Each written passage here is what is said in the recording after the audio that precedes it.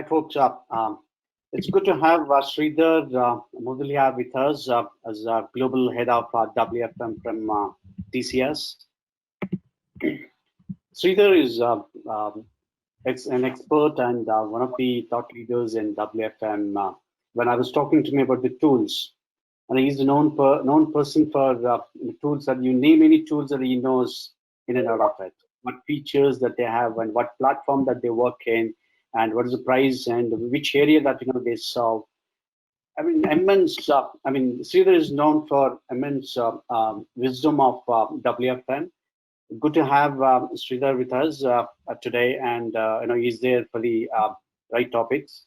So Sridhar is known for business and thought leadership, WFM, RPM workflows, and then workload optimization, risk management, financial forecasting, commercial and customer support, people management, executive advisory, and decision support, improvement, planning, support system, and then supply chain management, training needs analysis, and identification. So Sridhar is based in India at Mumbai. Sridhar carries more than 2.5 decades of experience in the area of industries like BFSI, healthcare, retail, IT, PSU, utilities, telecom, real estates, education, trade finance, travel and hospitality. And he's an expert in outsourcing, insourcing, business strategy, business planning, and opportunity identification professional. New business development and growth, business process excellence, COE, and strategic partnership and high value analysis. So today, good to have Sridhar with us. I'm sure that we're going to learn immensely, and we're going to have a good number of questions from the audience to have with Sridhar. With this, hand over the control to Sridhar. Thanks, Shiva. Thank you so much for having you. And esteemed panelists, good to have all of you with us today. I want to acknowledge Vithik again and Ashwini, Deepak, Narayanan, and then Jay. Jay has joined in, wrong timing, he's in the US. Thank you so much for taking your time, Jay, with us, and then Nadia again. Okay, go ahead. Over to you, Sridhar. Thank you, Sridhar, for taking up the moderation of this panel, and thank you all, gentlemen, ladies, for supporting us on this. On behalf of GWFM, I thank you once again. This is Partho Ganguly, co-founder of GWFM. Thank you, Partho. I think I will get to start now without having to. So it's wonderful to be here. A very small point. I'm just a human with blood in me. It hurts me as much as it would hurt you. So there's nothing different. There is a huge bunch of experts out here, and it's really wonderful to see people. Trust me, it is an intellectual pleasure to see all of you. I wish I could meet, spend time, and I'm sure we will as we move forward. And I want to thank Raghu sir on that. Was a really enlightening, rich, well thought through view presented. Hats off to you, sir, for the time that you spend in the industry, for the guidance that you've done. And Infi is one of those organizations I really respect for the value system it drives, which I again saw when you spoke. Welcome all. Moving on to why we are here. We're here to discuss gig economy or sharing economy or collaborative economy, as explained earlier, and also known as a free market with temporary positions. They are independent workers paid for the gig, the consumers who need a specific service, the companies that connect to workers to the consumers in a direct manner. Uber, Airbnb, Lyft, Etsy, or TaskRabbit are just some of the mainstream ones that are sitting in this rising economy called gig. It gives me immense pleasure to welcome this distinguished panel of WFM professionals. Nadia from NICE, I've known from other days also. Hi, Nadia. Hello. Deepak from APAC. Sorry, Nadia, you go ahead. What? Oh, I said thank you. Thank you. Hello. Hello. Deepak from Amazon, who has the APAC division for the same. Ashwini is there with from TaskUs. He's already been there. You guys know him. And I share a beard with him, by the way. So same kind of a beard. I'm loving it. In fact, Prem from HSBC. Hey, thanks, Ashwini. You can't see me, but I'm smiling. Trust me. Prem from HSBC, Vithik from TELUS. Please join me in welcoming them. And before I really kickstart this, some have been introduced, some have not been introduced, but it's going to be fair to let everybody introduce themselves. And keeping chivalry in mind, I will let the lady go first. Nadia, please. Yeah, I think thanks. you've already done so. Yeah, no Go worries. ahead. Go ahead. Yeah, so thank you very much. For anyone who didn't join the keynote previously, my name is Nadia. I'm the WFO Solutions Manager for NICE Asia Pacific. Have been in contact centers as a workforce management practitioner and started out as an agent. So I've had quite a few years as an agent, and then a real-time analyst, and then a workforce planner, and then in pre-sales for a few other WFM vendors, and now here at NICE. So thank you for having me today, and look forward to the panel discussion. Thank you. Thank you, Nadia. Hi, my name is Ashwini. Ashwini Panwar. I'm responsible for India workforce for TaskUs, and I have enjoyed all through and through 21 plus years of multifunctional experience in workforce operations, planning, and commercial space. And my last stint was with Flipkart. I led planning and commercial for CX. And prior to that, I managed workforce planning for Hewlett Packard Enterprise, providing support to enterprise server storage networking. And I did manage Wipro BPO from workforce perspective, which was a global spread across the geographies. I think post Sridhar, I joined and I heard a lot about Sridhar, how he used to drive the business there, and very impressed with the kind of feedback I've got. Never met him, never spoken with him. But thank you, Sridhar, for the opportunity. I think it's a nice platform. I was wondering whether that was my photograph or your photograph. I mean, my video or your video. So I got confused for some time. And prior to that, yes, I did work with Teleperformance India, and looking forward to learn from each one of you, the best of the minds in the workforce space. Thank you. For your kind words. Deepak, are you back? Are you able to be audible now? I think yes. Can you all hear me? Yes. Yeah. Okay. Yes, we can. Wonderful. Okay. Hi all. Great to meet you all. As Ashwin said, I'm really looking forward to learning from this best of the minds available. I've been into this industry for around 21 years now, primarily into WFM and the planning space. Have been associated with Dell, WNS, Accenture, Reliance, and now with Amazon. I manage Amazon Asia Pacific workflow. From a interest standpoint, I would say that workflow is something that I've lived, and it pretty much runs through everything that I do in my personal life, professional life. And very excited to be here and looking forward to learn from you all. Thank you. Deepak. And as we move on, we will request Mr. Vithik to reintroduce himself for the rest of the people who must have joined now. So. Okay, thanks, Sridhar. Yeah, hi. As you know, I'm Vithik Kumar. I have been working in the WFM domain since more than 19 years now. Currently, I'm employed with TELUS International as a Director Workforce, and I'm responsible for the leading the capacity planning function across the globe, across all 11 sites of TELUS. Prior to joining TELUS, I worked for United Health Group for 9 years, and I was leading their workforce team here for Philippines location.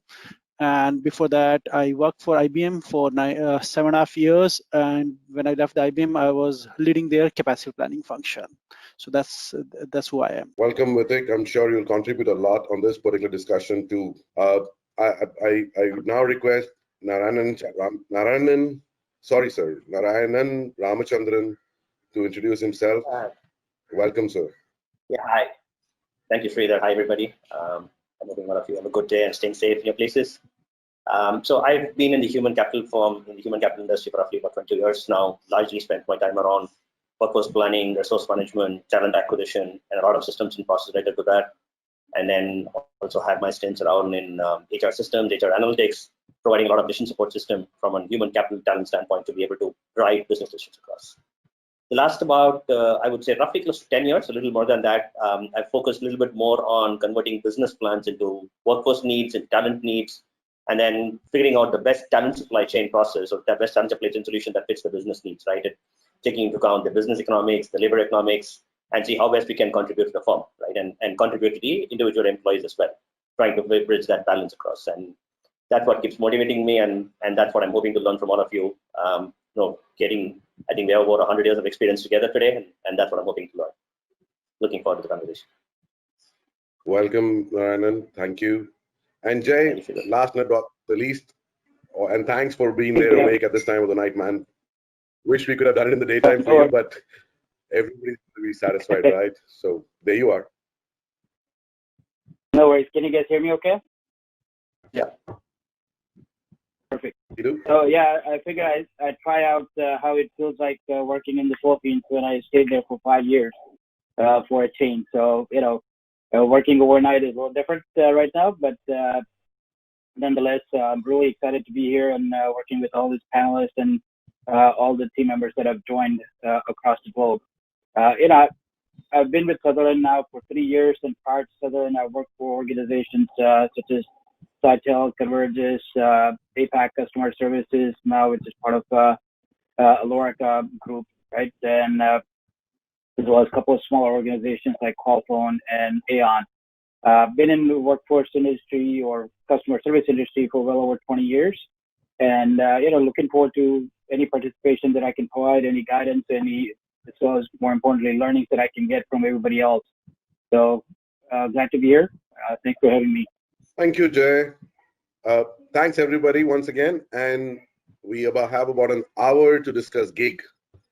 Today, we are really actually restricting focus on this discussion around business process services, but feel free if you want to bring in other mainstream ideas and thoughts and practices being delivered for organizations around the globe. Globally, gig has actually crossed about 20% in most economies, and we're seeing a similar change happening for the same in the BPS services space, including an evolved form of the same for permanent workers working to an availability, which has been made available as a feature by Aspect, NICE, Trapeze, and more WFM platforms we have available. I would like to bring in Deepak and hand off to Deepak to share his thoughts to start with. He comes with a lot of experience on the same. So all yours, Deepak. Thanks, Sridhar. In fact, when I was listening to Raghav, I was just thinking that, is there anything left for this panel to discuss? Because I think he actually covered everything that we could have possibly thought of or probably will have to think about the gig economy. So I think he did the heavy lifting. What is left for us to kind of, just share what our thoughts are. And that's where I'm going to start with what my thoughts are while we discuss about gig economy, how it is improving and what's in for us. And specifically from a WFM industry standpoint or as a WFM professional standpoint, what lies ahead for us from a gig economic standpoint or as a gig workforce standpoint. And one of the point that I see and the biggest opportunity that I see is it opens up huge window of talent for us. Most of the WFM professionals, the struggle in our life starts with we have a set demand. That demand has a set pattern, and we have a workforce which has a set pattern. Normally, these two patterns won't marry.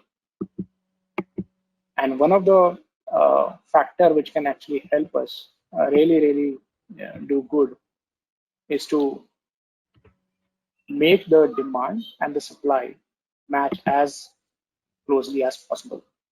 And that's where I think the gig is the best solution to our problems. This industry has been struggling with this problem for many years. We have devised different ways of scheduling, different ways of incentivizing people, but we haven't been able to find a solution which is a long-term and sustainable. And I think that's where gig fits in. If I see from a workforce professional standpoint, are we ready for it? I think from a tool standpoint, I don't think so all the organizations are ready for it.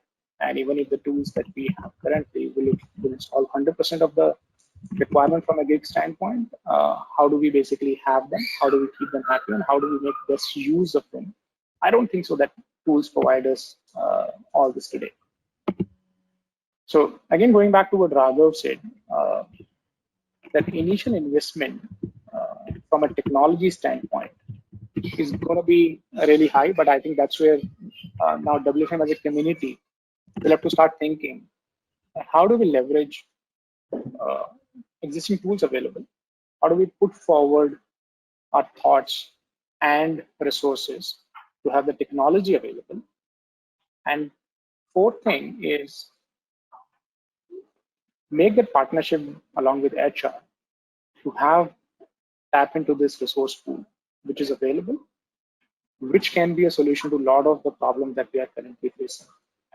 And then work a overall strategy of managing that life cycle of gig economy. Finance would be a partner who will, help us run the financial numbers on it and say that, whether it's where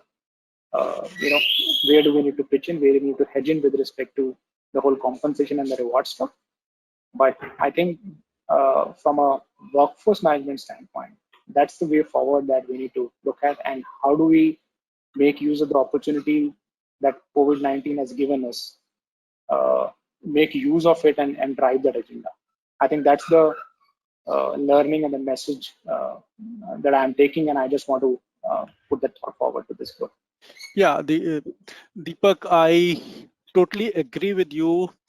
The tools and the systems are not available right now at if you look at it from 100% perspective. But at the same time, I would say it depends if you if you are able to define your processes based on the outcome. Right, and in TELUS we have been like, while we say most of the organizations are trying to think, can they use the gig economy to can they leverage for their clients? At TELUS International, we have 3 case studies already where we have been able to do this during the COVID-19. Right, the first example I will give you, there was a gaming account where the volume for gaming account went substantially.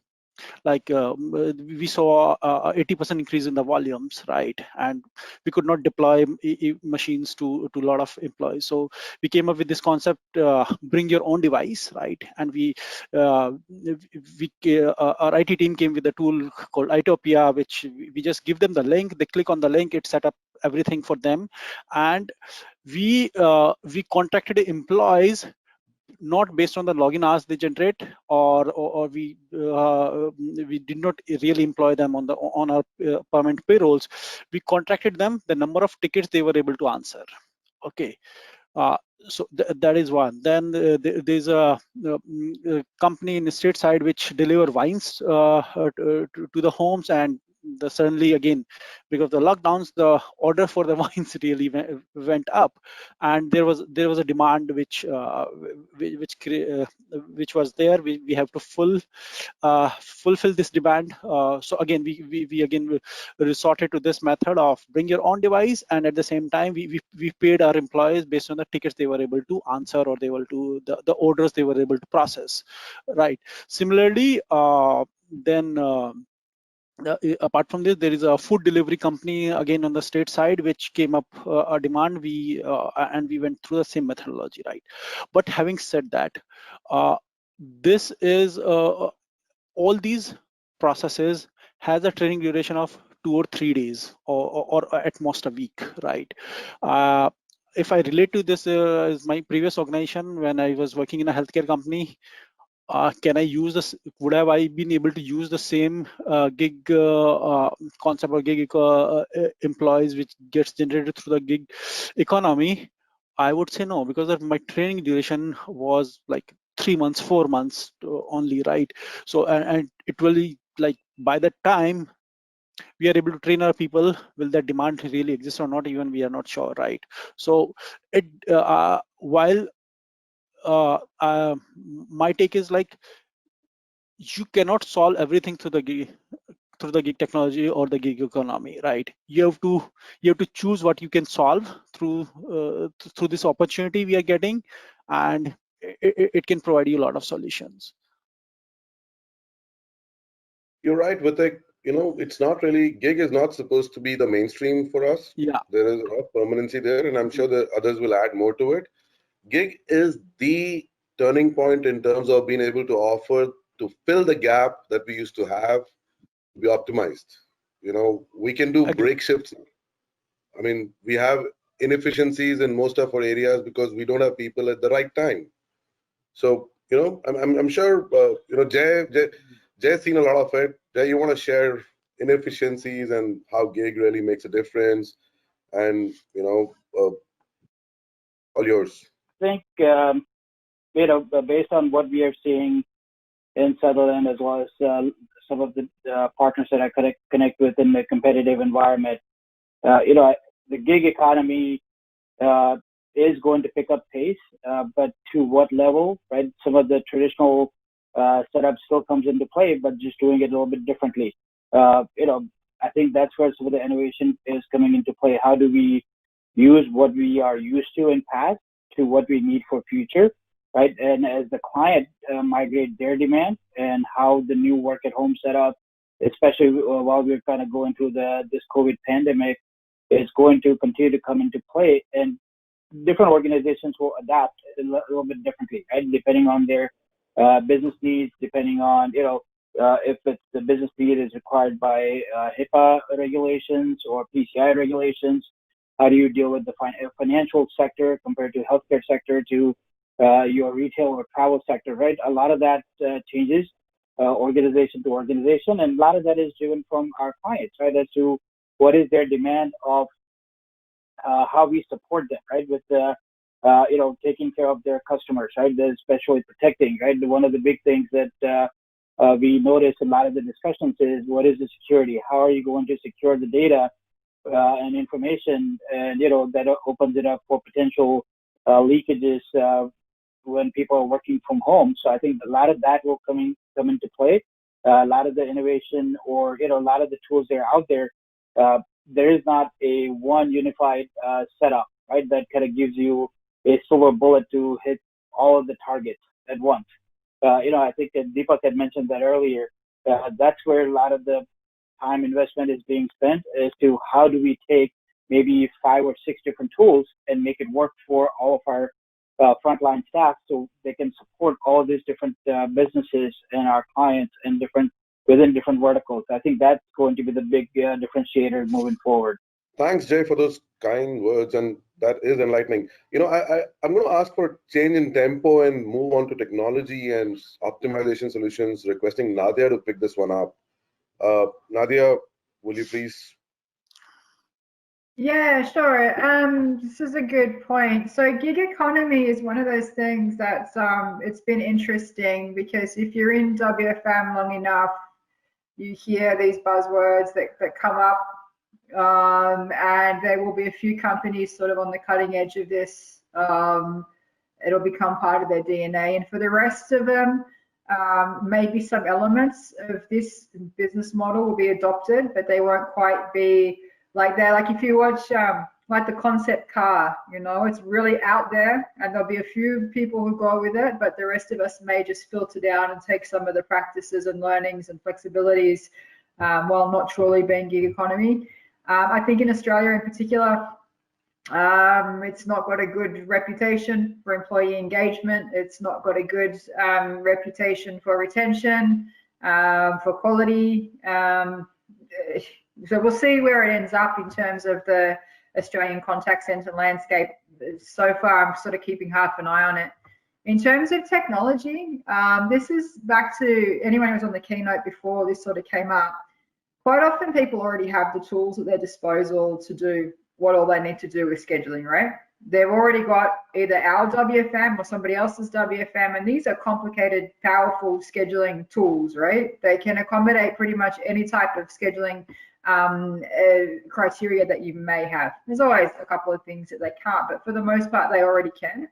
Where we're seeing the gap is in the knowledge. So it'll be the business themselves, it'll be the WFM people themselves that have never rostered in that way before. They don't actually know how to drive the tool that they have already.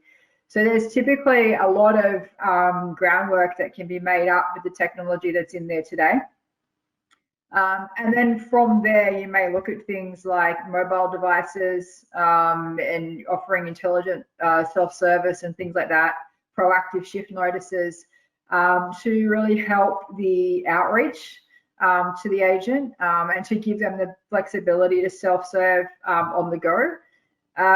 So there is sort of a technology out there, but where I'm seeing the bigger gap is around the business practice, that the business itself hasn't quite got its head around how to use those tools to drive the outcomes that they want. And there's typically some way they can go with the tools that they have. As much as I love to sell people stuff, often they have the answers pretty close to them. They just need to work out how to get the most out of the technology investment that they have. Thanks, Nadia. You know, having been getting a mixed feeling till now, I actually want to move on to Ashwini, and especially with his exposure to the Cyrus model they have at TaskUs. TaskUs is a company that has shared that it is not the right way to work of 9 to 5, Monday to Friday anymore, or how it affects brain activity that in turn decreases the speed and quality of the work for both the employer and the employee, and how gig is the future. I mean, it's brilliant what they've been talking about. So, you know, there may be a different perspective. Ashwini, all yours. Hey, thanks, Sridhar. And I think all the points shared by Deepak, Vithik, Nadia, Jay, I think all are very valid points. And all points exist together. And I think, as Deepak mentioned, Raghavendra has stole the show. So primarily, I would talk about the gig later. I would talk about the Cirrus model, which you were talking about, which TaskUs has executed, and it's basically a product for work at home. But even before that, we need to understand what is gig economy and how is it correlated naturally to our ecosystem. And when I say ecosystem, it is a natural ecosystem. It is not just the business ecosystem. For example, a gig economy is a free market space in which all the temporary positions are common and organizations can hire independent workers for the outcome-based payment or outcome-based model, or be it any other business model. We first of all need to look at, so you have actually joined 2 points together. One is brain activity, how 9 to 5 p.m. Monday to Friday is not possible. For that, we need to first understand the brain. For example, our brain has approximately 100 billion neurons, and I'm digressing a little to actually create a context out here. And when we say, I'm sorry, it has 1 billion neurons. When we say 1 billion neurons, that means 100 crore neurons. And 1 billion neurons, we can't make out how big is the 1 billion number. For example, a billion seconds before we were in 80s, a billion minutes before we would probably be before the before Christ age, a billion probably years before we are in Stone Age, and this whole Earth is 4.5 billion years old. So this is how the big billion is. And if we have a billion neurons in our human mind, human system, each neuron I mentioned has 2,000 to 10,000 dendrites. Now, when I say 2,000 to 10,000 dendrites, those dendrites actually leaves the electrical signal to create a synapse with the different neurons dendrites. So for example, we have 7.5 billion population on this earth, and all are most of them are well educated, and we can go ahead and exploit the multi-skilling efficiency from each one of them by creating a gig system in place. And that gig system is not just probably a temporary work, but it's a real-time work environment which can actually be allocated or can be picked up by the worker. So when I say the current model, we are in a probably hybrid model wherein we have WFH, permanent full-time employees, or part-time employees, contingent employees, which is more of, as Raghavendra mentioned, intrinsic. Probably we hire contingent employees for the temporary projects, and we are not sure of whether we would continue getting those projects or not, and hence we hire contingent employees. But here, when we talk about the gig, it probably tells us to go ahead and look at the infinite gameplay rather than the finite gameplay. It's basically a statement made by one of the speakers, Simon Sinek, and which actually talks about how we can actually create a unified interface which works like a pay-as-you-go. And it's like a gaming app. Anyone can come in, anyone can play. For example, the problem statement was, Deepak was talking about the business volatility in the system can actually hamper us to have right number of people at the right time, because there is a hiring and training timeline, and there is a business sales scenarios which actually occurs during the specific part of the year, or a few of the specific parts of the year. And hence that interface can actually have a BU level, campaign level, competence level work, which is running real time the way it happens in a gig interface. And real time, people are also certified, or they are certified well in advance. Probably they would have a different layers of certifications. There can be trainings which would be online, web-based, self-paced trainings with certification levels, which can actually have points denomination, and accordingly per call price can be set, or per work price can be set basis their competence in the system. And if we go ahead and create that flexi work environment which is real time running, certainly we need to go ahead and look at how much of the IT and tech security systems would go ahead and support to it, and how we need to go ahead and create a complete schedule bidding real time, how we need to go ahead and create a scoreboard empowering self-performance, and how we need to come up with a resiliency program. But we have heard about the blue ocean strategy, which I was talking about in my earlier session, wherein it says that we need to create an uncontested market. We need to make the competition irrelevant rather than trying to beat somebody in the competition. We need to exploit and create new demand rather than playing within the existing demands. And hence my submission is, while I understand that right now we may not have one solution readily available, but we can always aspire to work along and become a catalyst, being a workforce management professionals, and getting this interface up and ready by collaboration. Here right now, when I talk about the Cirrus is it's a name basically. It's a Cirrus clouds are the most high clouds which you would find in high altitude, which is 16,000 to 45,000 feet, and they're composed of ice and thin wispy clouds actually.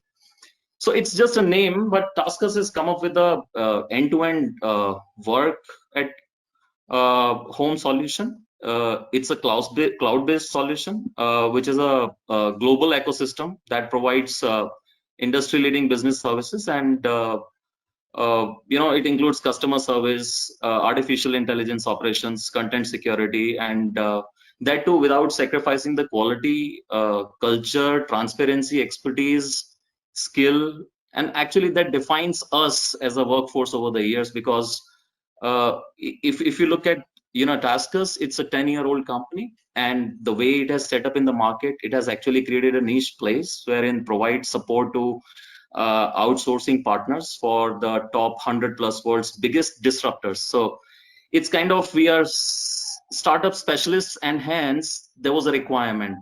And looking at that requirement, the way we sped up and build up the model and executed it, within 2 weeks, we had 90% of the agreement with all the clients to go ahead and get that executed during COVID.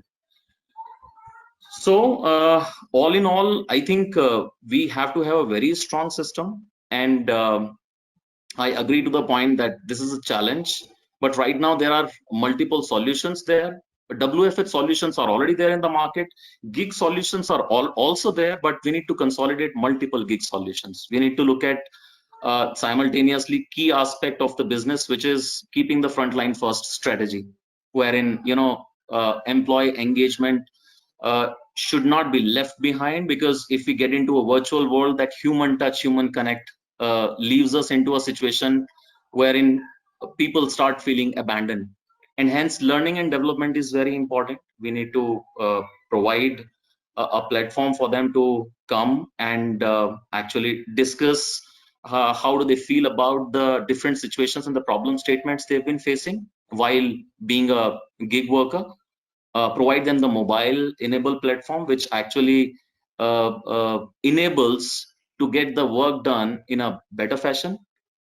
And all in all, it's a success for a business. It's a success for an employee, because business wants to look at the fungibility and the feasibility and the competitive side of the OMs and GMs. And employee looks at the flexibility side of it. Employee looks at, for example, I would want to work sometime 4 hours in the morning and sometimes 3 hours in the evening. And if I'm a gig worker and it's an outcome-based model, I would not have much of a worry about how's my schedule. I can go ahead and plan it in advance.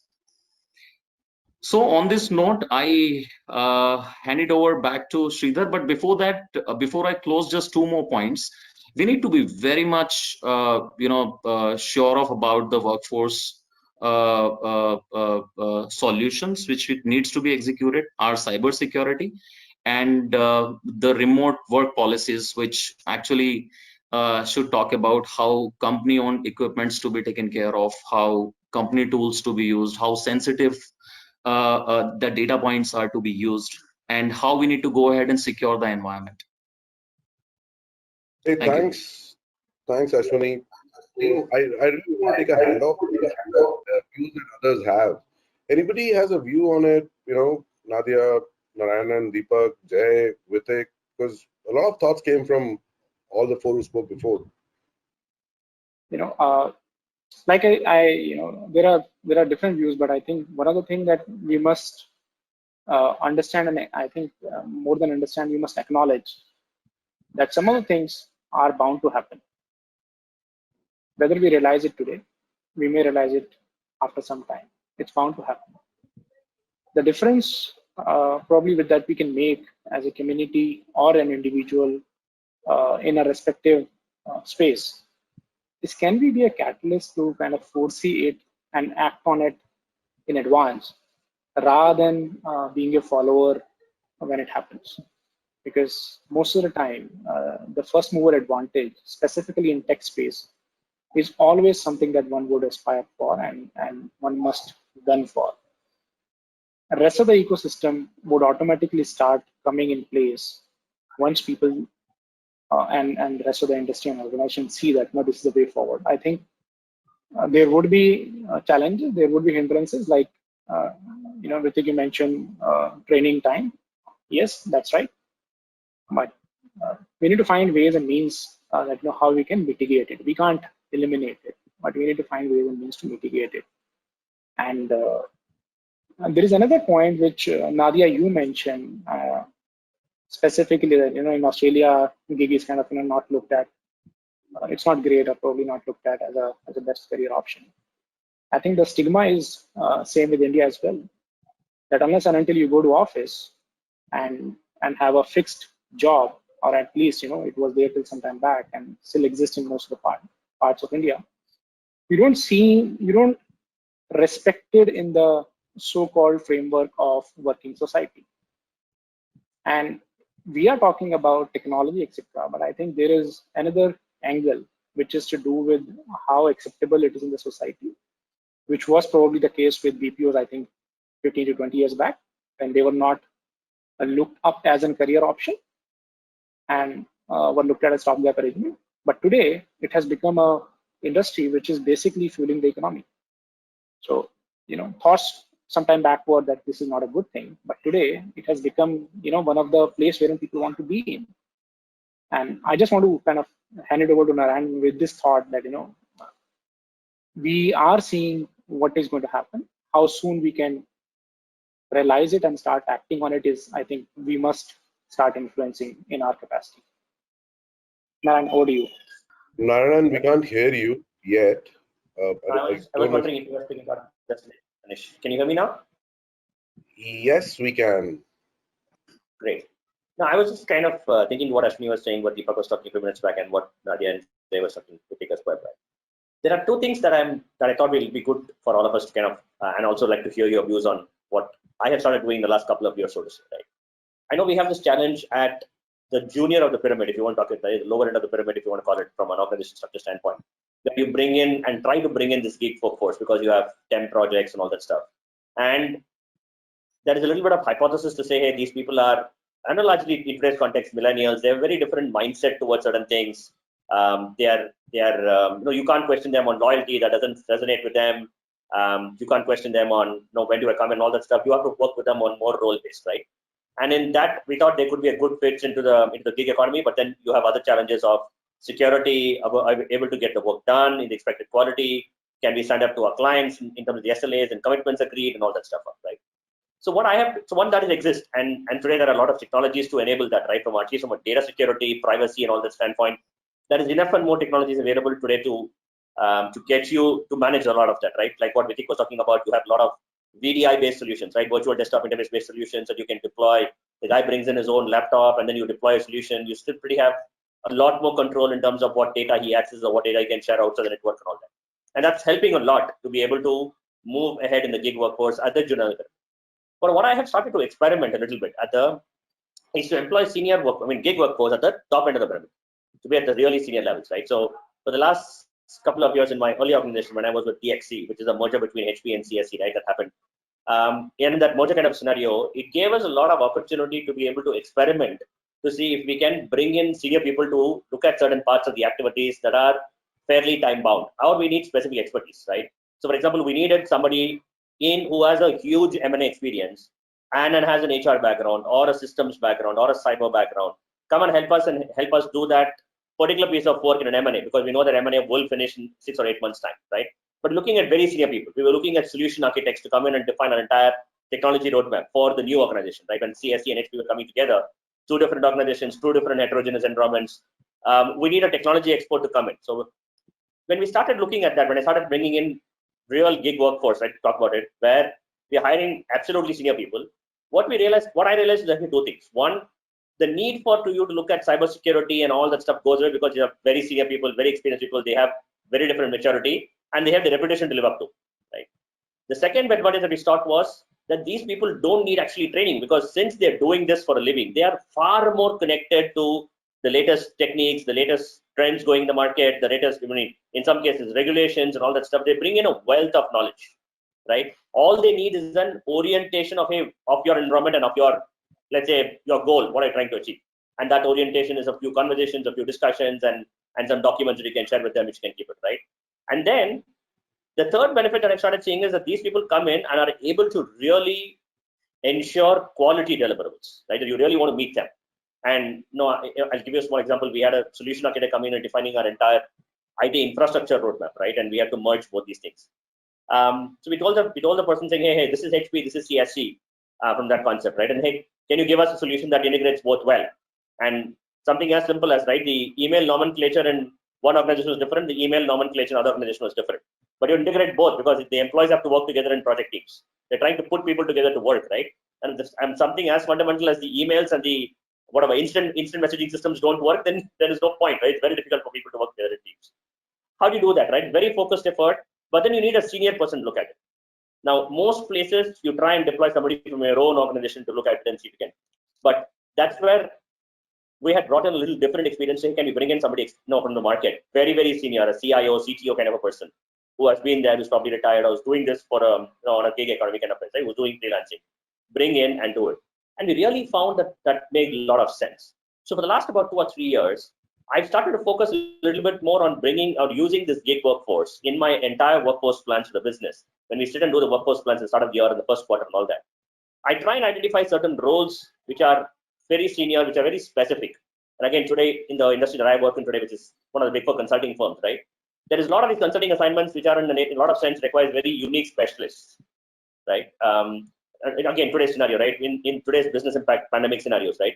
We are advising a lot of clients in various sectors on what should be their exit strategy or get back into business or get back into the economy strategy, which is very, very specific, where you need to have a business knowledge, sector knowledge, and try to solve the problem. The problem could be in supply chain, the problem could be in business strategy, the problem could be in management consulting, it could be in different places, right? You need the sector knowledge as well. We're trying to bring in such experts to be able to come in and say, be part of the project team, be a part of that, whatever, right? The working council, and see if you can define those strategies when you work at the senior level, right? That, interestingly, we've started to realize a little bit more value and a little bit more, how do I say, appreciated, and the board is starting to recognize, saying, hey, this is making sense. Obviously, it has its own challenges, right? At the senior level, to bring in, the connections are exposed and customers are that much more in. So you have a different set of challenges, not your cybersecurity or your data and whether the person will deliver the work, or all the challenges are very different, and we'll have to work towards those challenges and how do you solve them, both from a contractual and what a method of working standpoint and all that. But that, I thought, is a very different perspective to be able to look at how we can look at gig, right? And a lot of the work, this time is spent towards, in my opinion, it was spent towards addressing the bottom of the pyramid or bottom of the middle of the pyramid, and you have a lot of these issues. But I thought if we could start engaging there, the gig could actually give us more savings to the bank that we spend in, right? Money that we spend in across. Right? And that's proving interesting. So I'm trying to experiment a little bit more. So in this year's workforce plan, I mean, just to share at a high level, can't get into details, but there are certain businesses that we have as part of our consulting strategy in various businesses, right? In either in risk consulting or strategy consulting and stuff like that, or in our advisory businesses. There are roles that I'm picking up to say, hey, this role is probably best suited for a gig worker, right? Don't get them on board because we may or may not get that kind of consulting engagement. Get that person in. And today we've started to invest in building that network, because that's very important, and you don't get access to the network so easily. It's a group of people, right? So there's a lot of efforts that we are looking to do to invest and build that network of senior people. It's very custom tailored to your business, right? My consulting business is very, very different across. So how do you build a network that suits this consulting business versus another one service lines, and including the knowledge of the domain, the knowledge of the technology if required, and stuff like that, right? And that kind of a gig strategy is something which will help a consulting firm, right? And what we've started to realize, and again, various conversations with some of my peers, industry peers like you, we've figured out that maybe it's starting to make sense that we should have a workforce strategy, a gig workforce strategy at 2 levels. One that looks at certain sections, which is very high up your pyramid and how they can create value, and that's very different. And then you have a different workforce strategy or a different gig workforce planning strategy for the bottom of the pyramid, where you have certain roles which are repeated. You may or may not be able to do automation in that sense, but then how do you get that plug and play coming in and going out and looking all of this? So that's something that we're working on today. I'll just share it with all of you. Over to you, Sridhar. Thanks, Narayanan. That was very interesting. And, coming from PwC, which actually has spoken and promoted the gig economy for top independent talents, it's a known fact, which has been followed up by the other big 4. So, PwC, of course, was the first mover there. And some years back, not even recently, many years back, right? So, gig has been there. It's been in different forms. It's different forms. It's there because, and also today gig is changing. Before I really move on to Vithik, I want to just share something that I've been looking at globally, because we've got centers everywhere, and every generation everywhere really doesn't want to be, working on the same job or work for decades with the same company. They have become more resilient to change and uncertainty. The current workforce, which is really going to own the future, is looking at no connection to time like before. So having said that, I'll request Vithik to, really share his views, thoughts on how this is going to shape the future. What do we need to do to be ready for it? And anything else, Vithik, that you think, we've had a very interesting flow of thoughts. So all yours. All right, thanks, Sridhar. Yeah, so a very informative session. And I would like to share one scenario, means what Narayanan was sharing. So 2 years back, we were doing a project on the payroll automation, right? And we had like a workforce team and HR team working together, and then we had our payroll vendor, and we wanted someone like that external who can look at our processes and make some suggestions and make our processes better, right?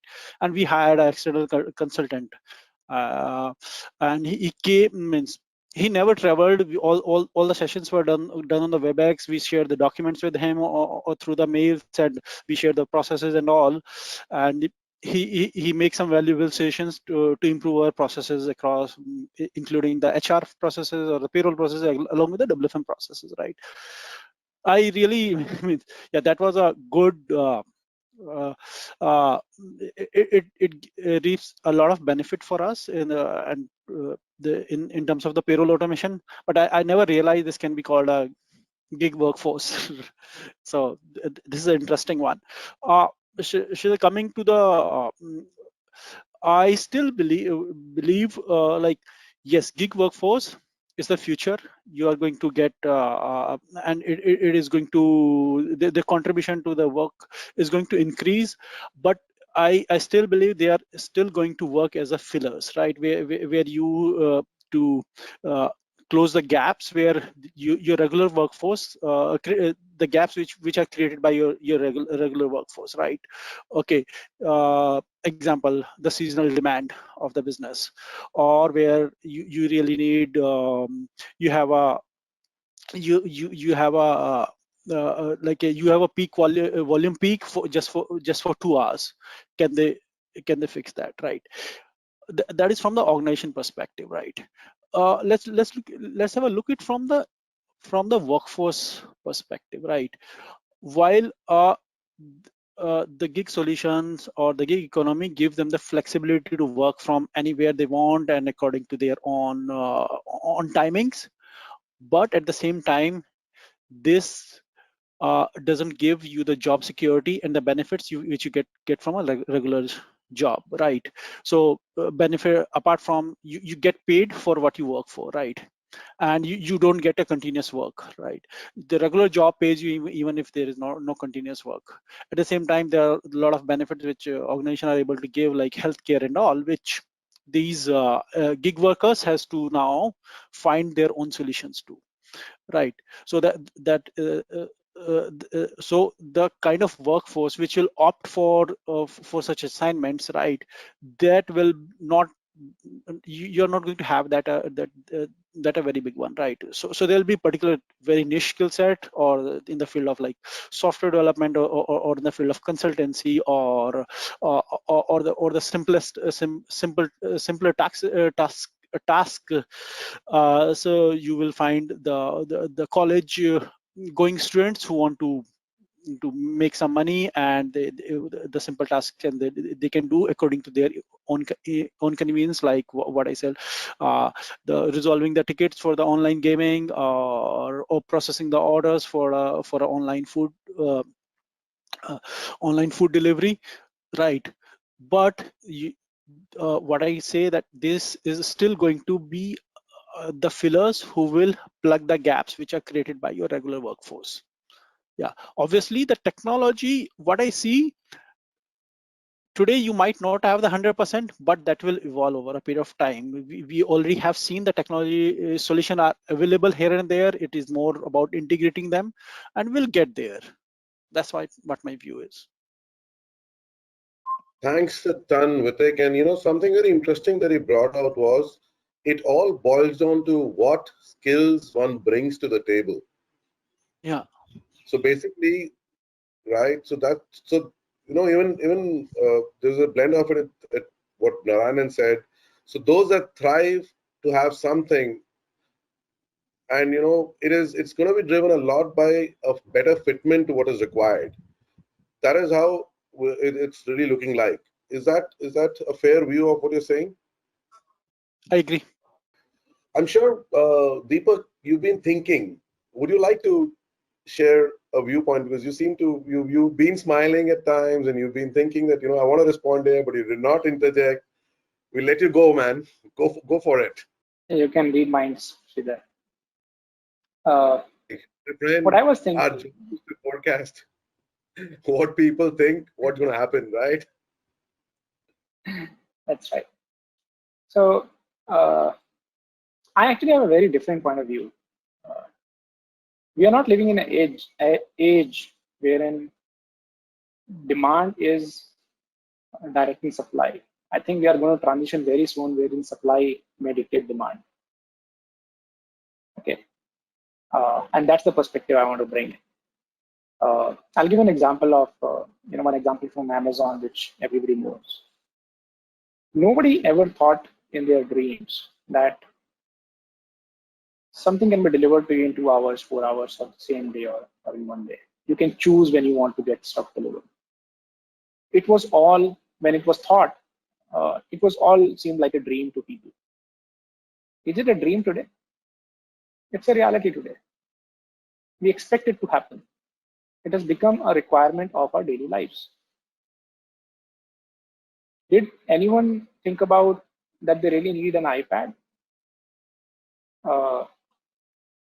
Did we think about many of the innovations that we have today, which has become part of our lives? Actually, maybe sometime back we did not. And that's the same analogy I want to fit to gig. I think today we may look at it with a disbelief that this may not be the solution. I think that's my personal view, and the way I can, if I can say I can crystal gauge, I think very soon gig is going to drive how our business functions are going to be. Gig is going to drive how our policies are going to be. Okay. In India, IT services was not an essential services, few years back. NASSCOM as a body, they kind of pushed the case forward. Now BPO has become an essential services. It's the demand which is driving the policies, not the other way around. And the same thing is going to happen as we move along in our journey with the gigs. As the population would become strong, policies are obviously going to be taking care of what their needs are and how it can be benefiting to that population, which is going to be a substantial population which is going to be working. Trust me, I've been working from home for the last 3 to 4 months, and I don't feel bad about it. But if it was 10 years back, I probably would have been very worried that what would happen. What would people think that this guy doesn't go out, he's at his home only. People would not have thought of this, that is possible. Today it is happening, and everybody is pretty much okay with it. And that's where, when I was, Sridhar, when you saw me smiling and thinking, I was just thinking that a lot of people looked at certain things with great disbelief because it doesn't fit and conforms to the norm of today. But I think what we need to, and I am saying that again, as a community, or probably as people who can actually drive this decisions and probably bring it faster, that if it is not fitting to all the norms today, wherever it is fitting, and slowly we will see that the composition will change between a regular workforce and a workforce which is flexi. The norms are going to change, and we have already seen a giant leap in last 3 to 4 months. We don't know what COVID has gotten for us in the future, and I think it will only accelerate this whole process. That's my thought. Deepak, that's wonderful. And there's something interesting I want to actually pick Jay's brain on. The reason being, he's in a geography which has been on a gig without being called a gig for a very long time. There's always been VTO, PTO, and how we structure stuff, how we manage. Jay, you want to share thoughts, because I'm sure you have a lot to say on that one. You're already there. and actually I've been part of that type of experience myself in my past life. Right? So I mean, a lot of these things were called like, pay for performance. A lot of the organizations still have a lot of those concepts, right? So again, I agree with Deepak, and I think this pandemic has kind of level set everybody on what is the new norm, right? I think it's the demand of the business and the employees that's going to drive how the business environment is going to change in coming years and coming months, right? Some of these have been accelerated far more, right? It's not to say that many of the organizations didn't have some of these in their roadmap and a plan, right, as a kind of a future thing, but it's been accelerated greatly, right? And everybody, who had last time thought that I will go to the 70% work at home workforce as a norm, right? And all of a sudden this happened in 2 months. Everybody had to crunch and get that completed and become part of the new norm, right? And how, now I think the challenges everybody's going through is how do we make this as a permanent thing, right? There are impact points, outside of the technology that everybody's kind of talked about, outside of the people. I think there are critical components of how does the learning and development happen, right? How do you kind of train up your gig workforce at a speed of light where most of your clients in your traditional setting require 2 to 3 weeks of training, right? There's a lot of that comes into play. How do you capitalize your facilities now that you have the new norm, right? A lot of that comes into play, right? So it's, outside of the people part, there are a lot of upstream, downstream impact points that, people and organizations have been put in middle of and needing to decide how are we going to do this, right? And needing to make decisions on business requirements, and then kind of carry that forward as a new perspective for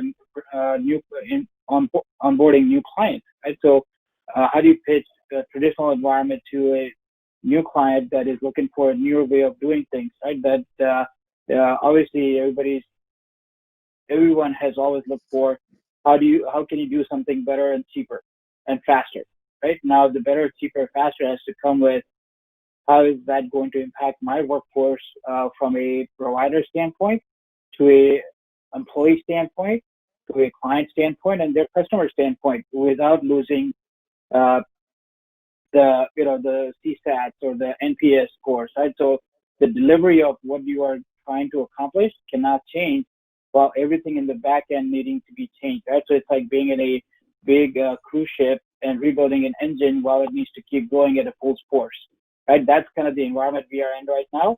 And, that's where I think a lot of innovation, a lot of the innovation in past we have kind of come through that Deepak talked about, right? And Amazon is a prime example, right?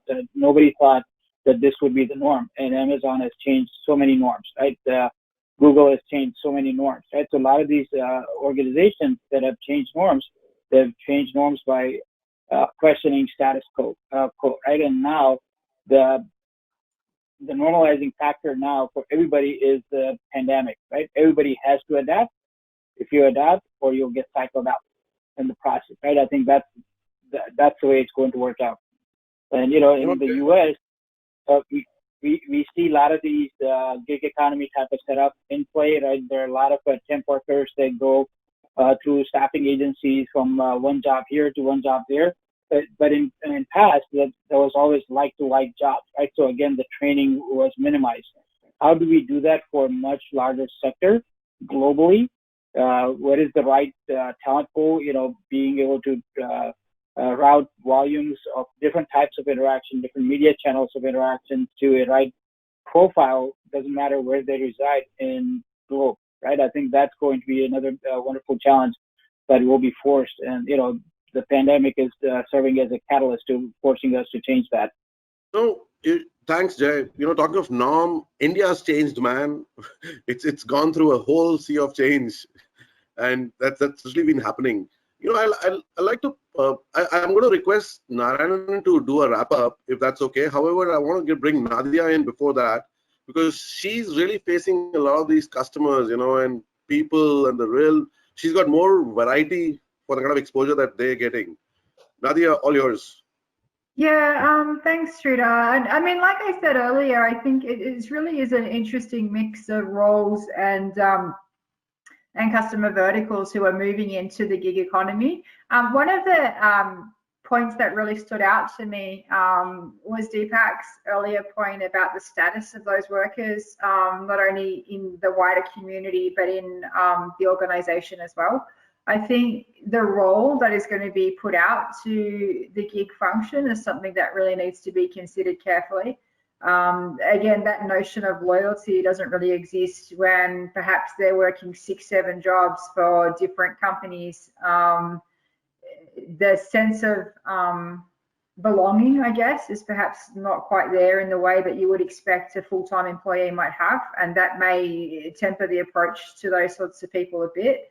But, you know, I spoke to my North American counterparts preparing for this presentation and this conversation and the session I did earlier, and they said, the enterprise customers that we have in our customer base, we have a lot of banks, we have a lot of telcos, we have insurance.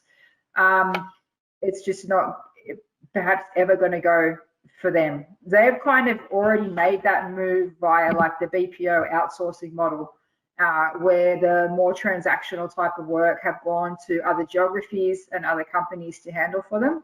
We're seeing now that the people remaining in contact center, and I'm talking about gig economy for contact center, not Uber, not driving bikes around and delivering food. We're mostly contact center people, right?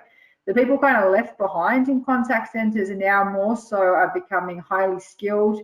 They are doing more complex pieces of work.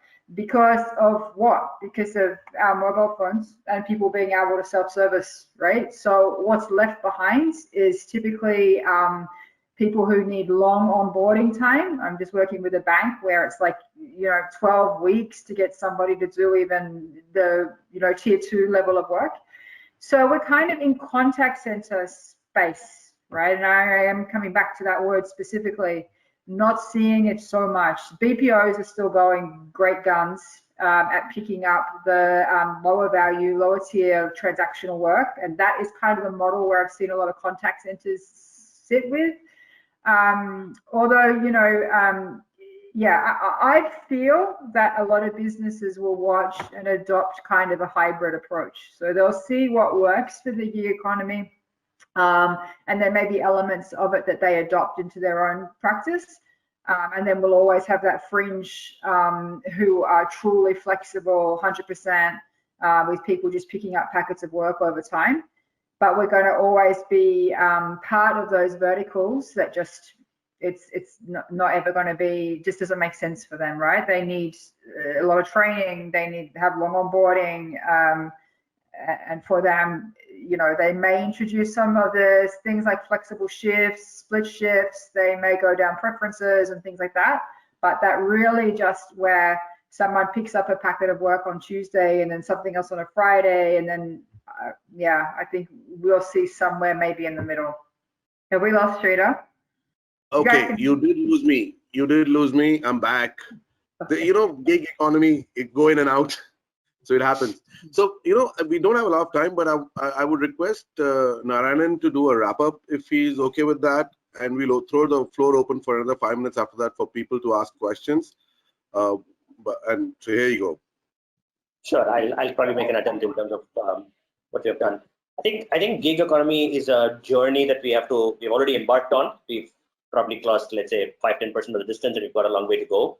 But I think it's a journey that is there to exist. I'm not sure if anybody can not embark on this journey. People have their own speeds of driving. Somebody will go fast, somebody will go slow. That depends on the business, the sector, the role, the nature of the business, and in some of our cases, the regulators and the government policies and all that stuff could have its own either an accelerator or deceleration on it. But I think ultimately everybody will get there at some point in time. And to back what Nadia was saying, there will be certain roles, certain industries, certain sectors that adoption will probably hit a glass ceiling more sooner than rest of the roles or rest of the industries or sectors which can really go the long way. But I can't see a future where there is not an organization which is not accepted this or which is not factored this kind of business model into their overall work. And that's going to be, and that pie for them is going to continue to keep growing. And as the technologies comes in, as various technologies, mature, right? There's a lot of maturing that needs yet to happen in some of these next gen or emerging technologies coming in. That could enable this a lot more, drive this a lot more, and maybe accelerate for some of the industries or some of the roles that are coming in. But in summary, I think everybody's on this journey, and they're going to be at various points in time, right? And in any one point in time, people are going to be at different parts of the roads in different distance covering in their journey. So I think that's why we are at Dr. Sridhar? Thanks a ton, Narayanan. Thanks a ton. Anybody else wants to say something before we throw through the floor for open questions? Vithik, Deepak, anybody else wants to add, or shall I throw the floor open? I think we're good. Yes, that's about putting it out to the floor. Anybody wants to ask anything? Shiva, I guess you would need to help coordinate that, as you would have the right controls. Show of hands and present the question. Right. Thanks, Sridhar and panelists. It was really very good session. And we have one question from Henry. He has a question for Vithik. Vithik, you mentioned about bring your own device model. Yeah. Workforce model solution.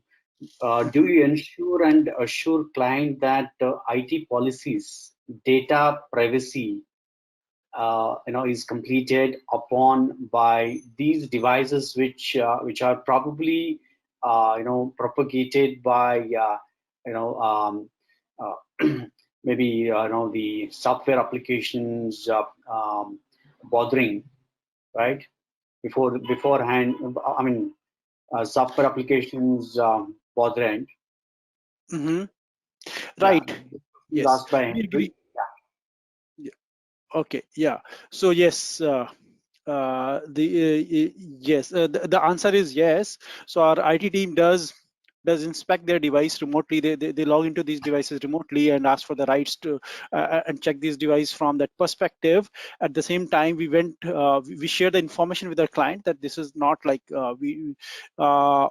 we do it as our own, that bring your own device concept first shared with the clients. Once they signed up, then only it was implemented, and then the whole procedure was created by the IT security team. Even before we went for this, there was a checklist, what needs to be checked, how it needs to be done, what do we need to ensure, what kind of accounts can go into the BYOD. Like we have some financial and the insurance account which we never tried through the BYOD.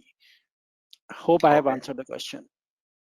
If there is any further questions, we'll definitely connect back. And we have one question from Durga Srikant.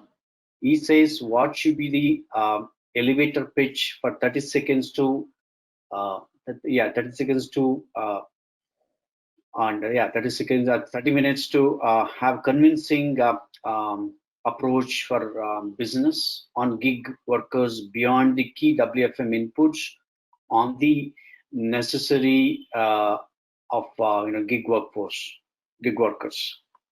All that he's saying is, how do we sell this model to the management and to the business?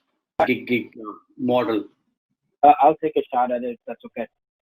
So I think first you have to kind of figure out is the gig model the right model for you and the business need, right? I think that's probably the highest criticality based on the nature of business you are doing with the mix of customers you might have. As far as pitching to the gig environment, there are a lot of resources available online that you can kind of say, hey, let me put a two-slider together that kind of gives you visibility and provide some type of map, right? I think most of the organizations are driven by what is the financial benefit of doing this, right? And it has to have some level of financial benefit, or it has to have some level of intrinsic employee benefit, right? So I think that's where I would focus on. Okay, thanks. Thanks, Jay. There's another question. Will gig workers be able to secure the ownership of a logo where they work and show that customer experience? Can they create customer experience being a gig workers? So if I can probably share my thoughts, I think it depends on the project or the nature of work that they're doing in.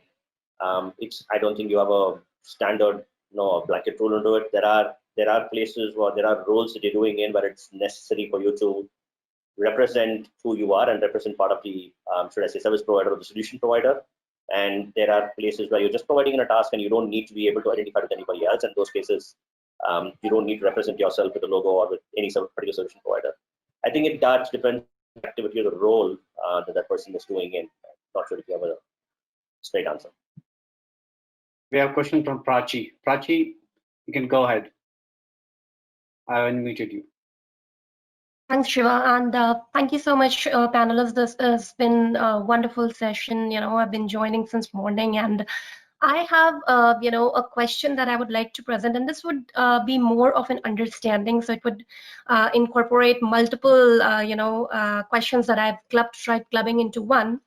So as a WFM professional, what should we be prepared with in terms of our skills, and moreover, an overall outlook to engage in the business models demanding more of the gig workforce for efficient staffing engagements? And the second part to it is, how do we identify the best shows to engage with? How do we understand the market availability and then make the decision that's more cost efficient for our operating models? Let me take that. So Prachi, thanks for the question. I'll answer the first part, which you mentioned that, what do we need to do as a workforce professional? What do we need to do? I think first thing that we need to change the mindset of challenging the status quo and the norms that we currently have. And what Jay mentioned, and part of it was part of Srikanth's question as well. How do we identify the need? And I think that's where we need to invest more time and energy. That we know the business from a metric standpoint, but do we know the business from the business standpoint as well? And understand the business, not from the metric standpoint, but what that business is, and then see whether this really fits in. Can it be a solution, not just to somehow fit in the this flexi model, but does the flexi model really make sense? And if it does, then the next step is to translate it into a proposal, which could be in the form of, Jay already answered that, financial benefit, employee benefit. I just want to add one more thing, that how it's going to cover the risk for the business, if there is any. So once you have this package delivered, the journey to get to this package basically will upskill from what WFM has been doing today. Because today what we do is, I'm not saying everyone, but most of us do metric management, but we don't go beyond that with respect to getting a seat on the table where strategies are being discussed and giving us suggestions. So I think that's the from a skill set standpoint, getting to this journey will automatically enable us to look further beyond and come out with better solutions. Does it answer the first part of the question? Yes, Deepak, thank you. It sure does. And, I agree to the point, because I was trying to get that point indoors, that gig workforce is not a model to just be fitted in, right? It has to be analyzed, and then in terms of it is, fitting the customer requirement or not. It's not just something that we'll have to opt for out of, a compulsion or something. So yeah, I think that answers the first point of it. Thanks. And if you don't mind, can you repeat the second part? Yeah, sure. I know there were a couple of parts to it. So the second part was, now that you've defined the outlook for a WFM professional, I would like to understand, what would be again, I think the second part also stands answered to some extent, but then how do we go about identifying the best shows to engage with? And when I say best shows is because everything comes with a cost, and with my current organization, we do a lot of contingent workforce, but then it's always something that is a second option as compared to an FTE, hiring a full-time employee. So how do we identify what that staffing engagement should look like, and then going ahead and understanding the market availability, and then the the cost and other things that align accordingly? Okay, so I think most of it gets answered in the first one, as you mentioned. But is there anything which specifically that you want to ask for, which is not addressed as part of the first question? I think yes, but because the only thing that I want to ask is there a specific model? Like I've heard, Sridhar saying that EY has been following this model for a while now, and I've heard some other leaders from EY that how they're adopting it. So I wanted to understand: is there some best practice or a model that that's already designed and we could follow, or we could make some footprints out of it? That will cover all these aspects that I'm trying to ask. Okay, I don't think so. I have, but I can share the model. But any other panelists, do you want to share some of the model which is already there in your workspace areas? There are multiple models. I think, but that's all going to be customized sorry, to each. Sorry, go ahead. Go ahead. Sridhar, go ahead and finish. No, it's Prachi, right? That's correct. Right, Prachi. Prachi, workforce management has been evolving before the gig model came to play about 10 years back drastically. Every model is unique now. It is not possible to just do a cookie cutter approach anywhere. It was very easy to say it's simple and straight. It is going to be customized to what you're looking for. I'm happy to connect later and discuss this further with you if that helps, while others also take a punt at it and maybe have an opinion which is stronger and better. Narayanan, I think you were saying something, or I don't know, Vithik, or I don't know, somebody was saying something and I interrupted.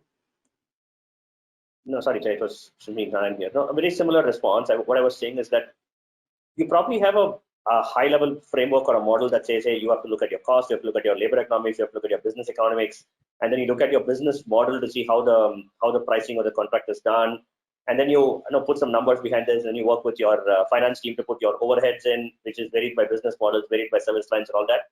So there's a high-level framework that you can possibly use, but Prachi, going back to what Deepak was saying a few minutes back and what Sridhar was saying, you will have to take that framework and contextualize it to your firm in terms of your business model, your industry, your sector, your role, and all of that. And then you prepare a business case that either gives you a response to say, hey, this makes sense to do, this role makes sense to be a gig, or it makes sense to hire an FTE for you. So going back to reiterating what Sridhar just said, I don't think you have if you're looking for an Excel sheet template saying, can I answer a few questions, and then it throws out, I'm not sure that's available. I think, and if I can add a couple more points to that, right? I think it will be custom, right? I think the main thing you want to figure out is what is your business need? How much of that needs to be, that could be catered by a gig economy type of setup, right? And that setup can be enabled by a lot of tools, right? I think you can do a demand-based tools that truly give you that, hey, if I just have business requirements that are volatile, do I have enough demographic workforce? There's enough diversity in the workforce that gets you the supply against the demand that you have, right? If you don't have enough of supply that is wanting to do the gig type of setup, your demand portion of the gig economy that you're wanting to pitch to the leadership team is not going to work, right? So there are a lot of components that you'll have to account for, and you will have to work the cycle, right? And as you kind of do a tabletop exercise of the cycle, then you'll have to work with your HR team, your talent management or acquisition team. You'll have to work with your finance team and your operations team to kind of figure out that, hey, this is what the demand is. Can you supply it? Can you train and develop the team in time so it doesn't cost the company a lot of extra money for a small amount of ROI, right? So you'll have to work through a lot of those questions and then ultimately figure out against the demand, you have enough supply, and can you make the numbers work, right? And I think that will be your basis of setting up your own custom setup of what will work for your organization. Yeah. Ajay, now Nadia wants to leave. In fact, she needs to hop into another call. Thank you, Nadia, for being there with us. Thank you so much. We'll continue the questions. Yeah, we'll continue the questions. Yeah. Thank you very much. Sorry, Jai, continue, please. Yeah. That was it. That was my response to Prachi. Yep, thank you, everyone. And I think those were some important, insights to begin with. So yeah, I really think this takeaway is insightful. Thank you. And Prachi, if you need any additional details, we can connect. Which company that you represent, if you could introduce yourself? here? Sure. I am a part of Entity Data Services currently, and I am based out of Gurgaon, working as a resource manager and taking care of North America, Latin America, and APAC, geographies. Wonderful. Great. Thanks. All right. Thank you. We'll connect soon. Yeah. All right. So, Lalit, please go ahead. You have a question. Chaitanya, I'll come to you. Lalit, are you there? Hi, Shiva. Can you hear me? Yes. Go ahead. Yes. Okay. So before even I ask my question, I would like to say, and I must say that what a session, what a great session which is going on. And you leaders took us through from Stone Age to neural network to magical technology fusion, like bringing your own device. So even in my 18th hour of the day, after listening to all of you, my 86 billion neurons are still supercharged, with this mind exploding fantabulous exchange of thoughts and the journey, we are going through today. So I would like to thank you all, first of all, to give me another positive thought that I think what we have to do is we just have to think like a freak, and either we or some situation or some special requirement will make it possible, which is happening today. Right? So thank you once again. And with that said, I would like to ask the question that we agree to the fact, that gig economy is getting into reality, and the pandemic impact has given the ultra boost to this model, right? But there are two major challenges which I foresee, and I'm personally, in my organization as well, I'm seeing it. One, which is completely based on the external factor, and I would say that's client dependency, contractual obligation, or I would say lack of tools on data security, right? But the another one, which is an open challenge to our traditional Z theory, and I think one of you have mentioned that point, that I think Vithik mentioned that point very well, that a regular employee gets multiple, benefit, and I think some organizations have provided right from home accommodation up to, the grocery allowances and many more.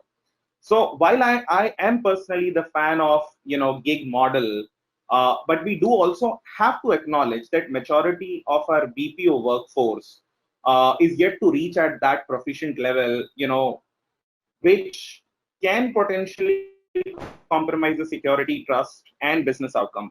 So while gig gives much more freedom for you to work from, one day from Arizona and another day from Himalayas, but how are we as workforce, going to help or set the tone in the community, to balance out between the regular employability and the gig model? Just to synopsize, what do you mean by the last statement?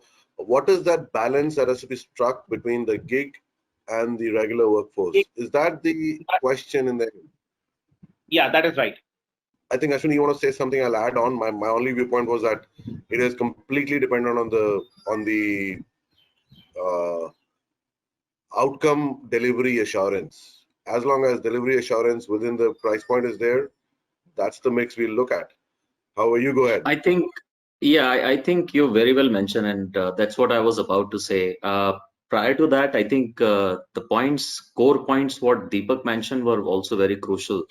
That first of all, we need to understand what is our need. If we don't understand our business, and if we don't understand our need, and if we don't try to actually articulate our problem statement well, we would not be able to adjust to the change which is just there for us. And when I talk about the blue ocean strategy and the red ocean strategy in my earlier communication, I mentioned, and out here also, I meant that first of all, we should know our need, but certainly we should not just go ahead and compete in the existing market. We need to look at, for example, Steve Jobs, touch screens. Initially, I'm not sure, but I didn't like it, or a lot of people didn't like it, but it did happen. It is not just about the existing market and competing in the existing market, but it is all about blue ocean strategy, which actually talks about the create something which can actually make the competition irrelevant. It should be an uncontested market. And hence, right now, as a workforce, we should become a catalyst to enable our organizations to convert our work into a gig economy. Certainly, it can't happen in a day. And that's why, as Deepak mentioned, we need to first of all look at what is our need, what is our requirement. And then, as Sridhar mentioned, that we need to look at the demand or the ask from our client, because markets are getting saturated, industries are getting saturated, margins are going down. People would want to look at better OMs and gross margins and operating margins, and cost efficiency should play a very important role. Simultaneously, we also need to ensure the health of an employee, and hence gig is the answer, because more and more competition, more and more business modeling would be outcome based, and hence you can always have a gig worker who can actually agree to an outcome based solution, and client would also be happy about it. For example, if you're getting a customer set of 90, even if you're paying 20% premium, you should be happy, you would be happy about it. Unlike that situation, I mean, there is another example. For example, if I have a volatility in the business, which is like shooting 3x during the sale season, and I just wanted to have people getting paid during that 1 month, why would I need to keep people for 3 months or 4 months? And leaving that also aside, if we look at the gig economy, I think it is gonna stay for long. It is just about time. But right now we need to actually go ahead and become a catalyst, the way heat becomes a catalyst to convert a solid state of water into a liquid state, and from liquid state to a gaseous state. And that kind of a catalyst we need to become, wherein we need to go ahead and weigh, measure our needs. We need to look at, basically our business model would be a hybrid model.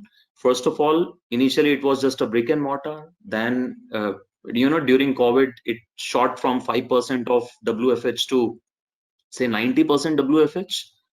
And now is the time when people are coming back, it would be a hybrid model. And certainly with the hybrid model, when I say it would be WFH plus brick and mortar plus gig economy.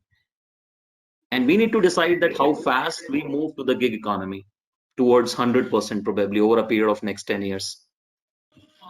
Does that answer your question? Thank you. Yep. It definitely does. So basically, what I'm taking away, the key takeaway is to look at the hybrid model, rather than relying on one platform. Yep. Thank you. Bet. Yeah. Thanks. Okay. I think now we have exceeded time now. Like, let's wind up. Sridhar, over to you to conclude.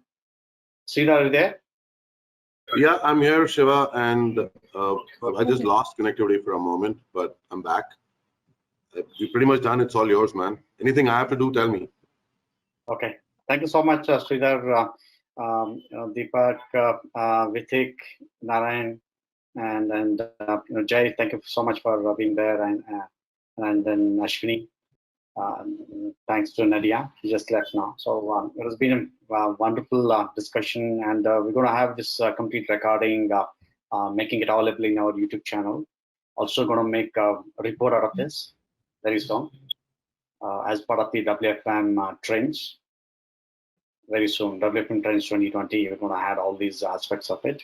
Thank you so much for all of you joining and taking your time. We will catch up again in the upcoming panels. Yeah. Thank you. Thanks. Thank you. Thank you. Thank Dr. you, Shiva. everyone. Thank you, everybody. Have a good day.